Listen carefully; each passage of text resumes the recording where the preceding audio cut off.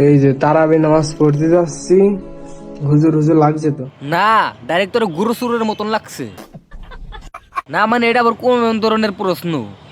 হুজুরে তো হুজুরের মতন লাগবো। তোর কথা হই না মনে হইতাছে তুই হার রাত গুরু চুরি কইরা ওই যে নামাজের টাইমে তুই হুজুর হইবার চাস। ঠিক বলেছো।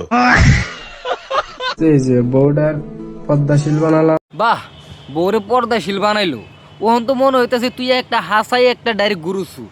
কেমনে করে কইলাম তুই গুরুসুর মানে তোর বউরে যে দেখাইলি পর্দাশীল বানাইছ, লিপস্টিক কি জান লিপস্টিক নিচ্ছে ওটার পর্দা শিখিলো।